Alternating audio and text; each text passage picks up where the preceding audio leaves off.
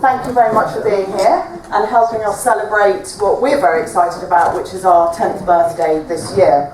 And part of those celebrations for Wine Intelligence has been to recognise the leading lights in our industry, people who have had the most positive influence on the business of wine.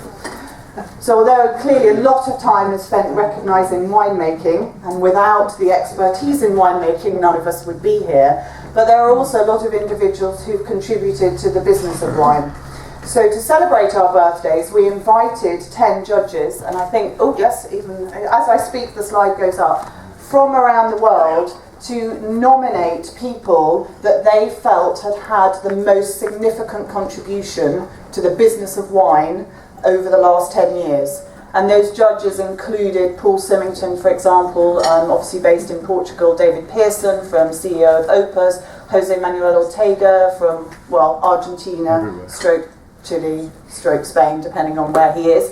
Mike Paul, who's here also, Ian Ford from Summergate was one of the judges, Juan Somavilla from Wines of Chile, Stephen Strauchen from Winemakers Federation of Australia, Olivier Legrand from Interrome, Felicity Carter from Meiningers, and Greg Bertie over from Canada, the Vice President of Andrew Peller. So you can see that the judges were reflecting the internationalness, if there is such a word, of these awards, in the sense that they were senior people who nominated based on the criteria of significant contribution to the business of wine over the last 10 years. Their nominations ended up in a short list, well actually quite a long list, of 30. And what we're doing over the course of this year at several events is presenting awards to the 10 winners who have been nominated by these judges to have had the most significant contribution to the business of wine.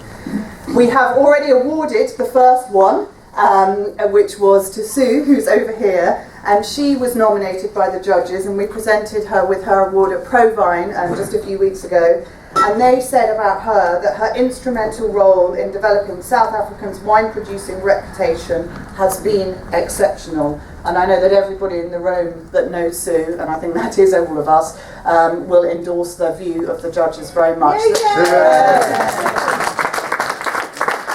we're very proud that Sue was the first recipient of the Wine Intelligence 10 for 10 Business Awards. I'm now going to hand over to Brian, from one of my fellow directors at Wine Intelligence. And if you've seen the recent article in Harper's about Wine Intelligence, he's also my dad, in case people didn't realise. But that doesn't sound quite so professional, does it? But anyway, he's my co-director at Wine Intelligence, and he's going to talk you through, we're privileged enough to have 5 of the short list of 30 in the room today who will be contesting the award for today. And in fact, there are 2 awards that we are giving out of the 10 today, based on the calibre of the 5 people we have in the room. So very briefly, Brian is going to talk to you about the 5 people, and then we're going to present the awards. Thank you. Thank you, daughter. The wine industry wouldn't survive without white van man.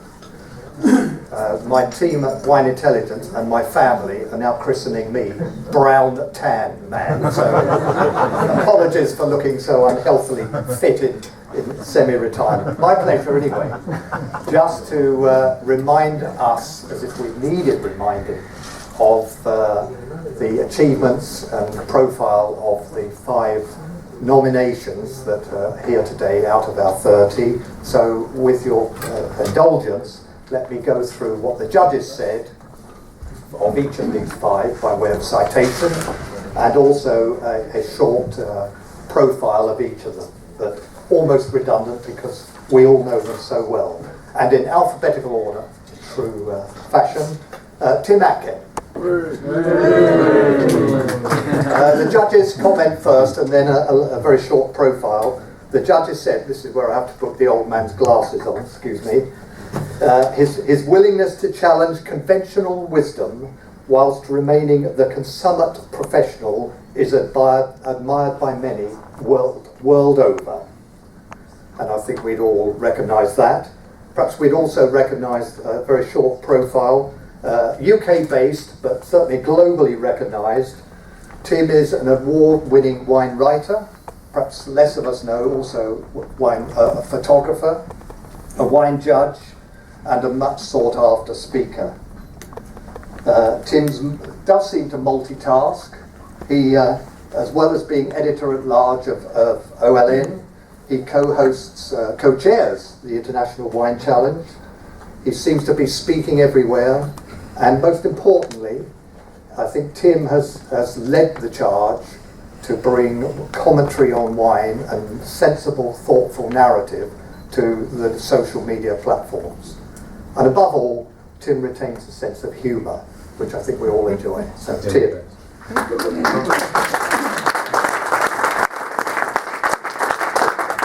I ask Tim where he got those teeth from? They do come out, don't they? A mouth guard. Yes, that's it. Michael Cox. Where did you get those teeth from? His role in developing Chilean wines as a force across all channels has been magnificent. That's what our judges wanted to summarise. Let me add to that, for those who don't know of Michael, and there must be nobody who has been on this planet in the last 10 years who doesn't. Indeed, Michael has been leading Wines of Chile in UK and Europe for just coming up to 10 years now, I believe. And during that time, he's contributed tremendously to establishing Chilean wines as a personality and a force in the marketplace. So much so, and I think we all know that Michael is a vocal member of our community, never short of a phrase. There was one moment 2 years ago when Michael was almost reduced to speechlessness. If that's the right word. The one-off.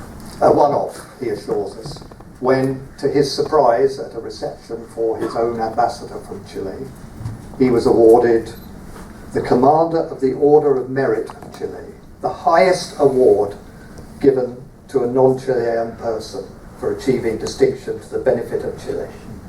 So, awards are something that Michael has deservedly collected, and we're proud to have him as one of our nominees as well. But I think we also all admire and enjoy and love Michael for his always vocal and thoughtful support and criticism of our industry and the way it conducts itself and stewards its future.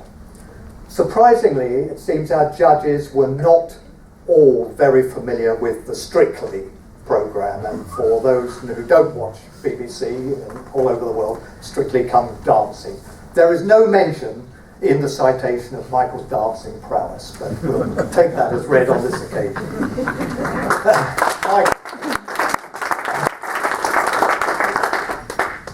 Another person I think we all say we love dearly, just over 10 years in role, and an outstanding global personality that we're proud to have as a member of the community, wine community in the UK, Ian Harris.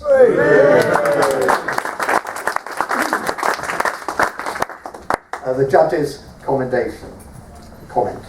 Ian has overseen a period of unprecedented global growth and success for, let me say it in short, WSET, in the wine education sector, to the benefit of the whole industry. I can hardly add to that, but let me try. Ian has indeed been Chief Executive of Wine and Spirit Education Trust for just over 10 years, I believe, Ian. Yeah. And what I think has been most outstanding is the building of global awareness of wine education, the global acceptance of the WSET program and qualifications. And in my humble travels, WSET is an international and recognised brand, and nobody leads that brand with more enthusiasm and professionalism than Ian, a true ambassador for Wine and Spirit Education Trust, as well as a great leader of a great team, and let's be honest, also running a big business that is accountable to some very important trustees, some of whom are here today. So we're also very proud to have Ian as part of this list of worthy recognising people. Ian.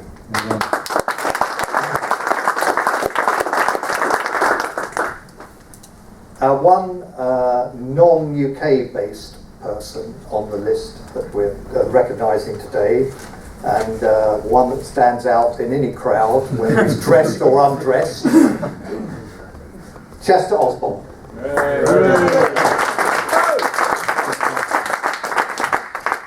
Chester's, the judge's comment, Chester's unique combination of technical excellence and unbridled irreverence is delightful to observe and fun to be part of. Well, how can I add to that? But just to fill in the background and add a little more to it, Chester is, and seems also to multitask, a rare quality for us chaps, chief winemaker, a viticulturalist, chief marketer, and also owner of Darrenberg, a wine range that I think all enjoy, and he's had some very exciting announcements, new wines today on the Bibendum stand, I believe. Also, fourth generation. Were they all Darrenbergs? Osborne's. Osborne's even. Middle name is Darrenberg. Yeah. Do they all dress like you, or is this a new... No, thank God. My father says I wear my pyjamas out all the time, but that's handy for later. But since taking over the Darrenberg dynasty in 1984, it's developed tremendously under Chester's leadership. And his distinctive personality is recognisable anywhere. But I think what he does is say great things about a fantastic range of wines, which he's cherished and stewarded, and hopefully will continue to do so for many years. Again, we're hugely proud to have Chester on our programme. Thank you.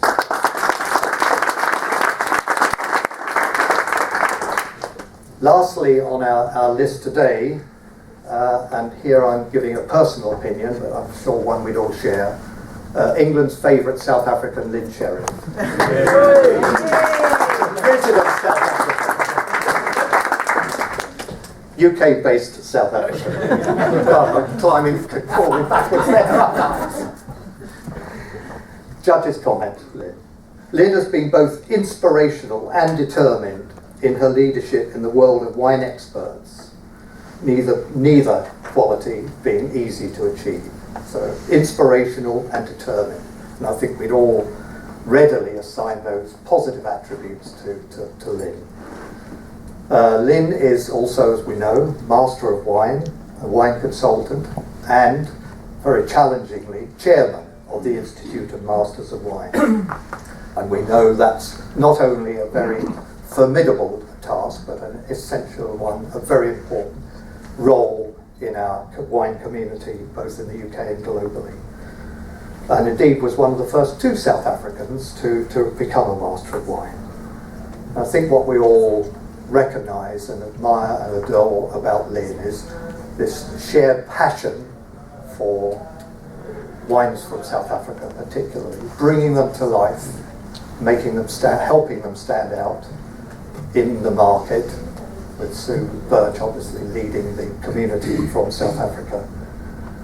So a very forceful and important personality in our community, and a great credit and asset for all winemakers and wine producers in South Africa. Lynn Sherry, thank you.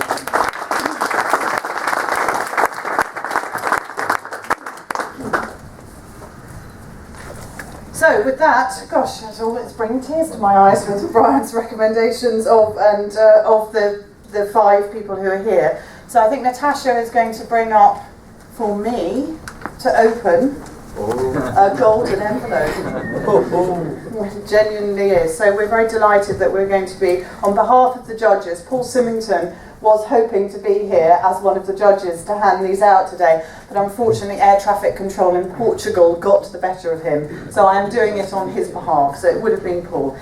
Anyway, the first, or I should say the second after Sue winner, but the first from us today, we have great pleasure on behalf of the judges in saying that the first winner today is Chester Osborne.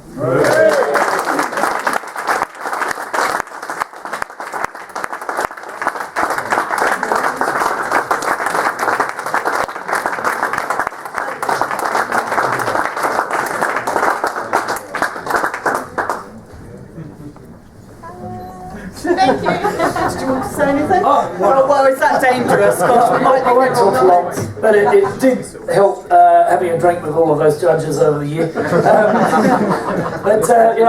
I can't believe that I've won this award amongst all these people, the other 4 people, because they work a lot harder than me. I've never worked a day in my life. I'm still making mud pies. There's the same ingredients, soil, water, and sun makes grapes as well. And I think it's fantastic that I've won an award for something that I'm still being a big kid. And thank you very much.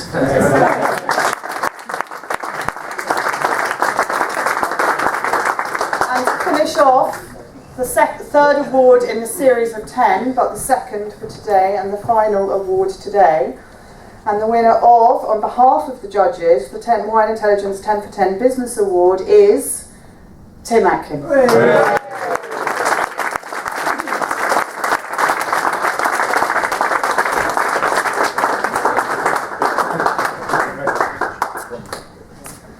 Hold that out there. Can you just do the photo bit, sure. Tim? Sorry. Smile. Thank you. Get those teeth out. They're good, aren't they? Yeah. Oh dear. Right. Oh, he's got his nose. No, I just suddenly thought, God, on the very unlikely event that I win this, do I say something? And I would quite like to say something. Is that all right? Please do. One lesson of wine writing is never give a speech after you've drunk 100 glasses of wine during the day. So forgive me if this is slightly meandering, really. A little bit like Chester, what I do was described by a friend of mine who's a barrister as the most unjob-like job in the world. It's not really a job. And I told Chester the story the other day that I flew into Melbourne to judge the Melbourne show a couple of years ago, and flew in about 6 o'clock in the morning, and there was a guy there, an Aussie guy in sort of shorts and a t-shirt at immigration. He said to me, "Good day, mate." And I said, "Hello, how are you?" And he said, "Come far?" And I said, "Yeah, I've just come from the UK." And he said, "What do you do?" And I said, "I'm a journalist." And he said, "Oh, great. What do you write about?" And I said, "I write about wine." And he said, "You bastard." And I think a lot of people feel the same way about what I do, but it's not really a job. I was honoured to be on this shortlist. I mean, quite amazed, actually, that I was on the shortlist of 30 such incredible people. It's amazing to be in a room of people who are my colleagues and friends, and in at least 5 cases, my heroes, really, my kind of wine heroes. I think these are people who have defined the wine industry in this country and globally. And I'm particularly pleased to be accepting this with my mate, Mr. Osborne, over there. I shared a stage with him on Monday, and he's just brilliant. I wish all winemakers were like that, because he's got a personality. He makes great wine. He gives good quotes, as we say in the wine, in the wine journalism world. He's just a joy to be around. As you were. As I were. Thank you very much indeed. A couple of people I'd like to thank, if I may. One is Joanna Simon, who's not here. She actually gave me a job writing on wine and spirit years ago in 1985. And I turned up fresh out of university to be interviewed for this job in my dad's boating jacket and with a copy of the literary review under my arm, because I think it would make me look more intellectual. And instead of her thinking, what a wanker, she actually gave me a job. So thank you, Joanna, for giving me a job. I'd also like to thank my editors over the years. Christine is here, who's a colleague, and thank you for putting up with my late copy, meanderings and sorts of stuff. It's brilliant to write for OLN in particular. I think OLN is a great magazine. It allows me, thank you very much, to say what I want to say. They don't censor me, and that's increasingly rare in the world of journalism. I think that wine journalism is under threat. I think that true wine journalism, and there are some very good bloggers out there, but I know that A.A. Gill describes blogging as karaoke journalism, and I think there's an element of that to journalism with blogging, that sometimes it's blogging without, it's wine writing without expertise, it's wine writing without knowledge, and I'd like to think that those that have been doing it for a long time have learned something along the way. And Andre, I'm not criticising you because you're a great blogger, so but I think that please protect your wine journalists. I think that we are a slightly endangered species, but I think that I hope that the best of us have something to say. One last thing, if I may, just is to say that I love this fair. I've kind of grown up at this fair over the years. I mean, I'm a bit of an old git now, but I think that I've spent so many happy moments at this fair, and it slightly saddens me that the fair's got smaller this year. And I think it's down to all of us to inspire people in this country to take wine seriously again, to come back to this fair, and we have to get out of this ridiculous downward spiral of discounting and cheap wine. Again, many of the people in this room have been responsible for just making this wine industry what it was. I'm looking at my friend Alan Cheeseman over there, and it saddens me slightly that we've lost a bit of the excitement in this country. We've still got some great wine professionals. I hope some reasonably good wine journalists. Let's put let's put the UK back at the centre of the wine world, not in the margins of the wine world. So I'm accepting this award on behalf of, I hope, all my colleagues who are wine journalists. I'd like to thank you, the Wine Intelligence team, who do a fantastic job. I'd like to thank the judges for choosing me. Honestly, I've been lucky enough to win lots of awards in my life. This one means the most to me because it's from people who are my peers and my colleagues. So, cheers.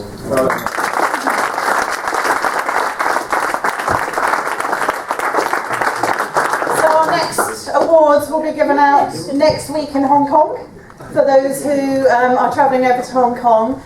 Just a note on the awards themselves. Actually, we commissioned an artist to paint or to each award individually. So they're all actually unique and have been painted especially for each of the winners. So we hope you enjoy those awards. And finally, just to thank very much the suppliers for the lovely wine that we've all been enjoying. So thanks very much to the team from Anotria, Conciatura and Wines from Rioja, whose wines we've all been having the pleasure of enjoying over the last few minutes. Please stay and have another drink with us. The Wine Intelligence team are all here, and thank you very much to everybody that attended.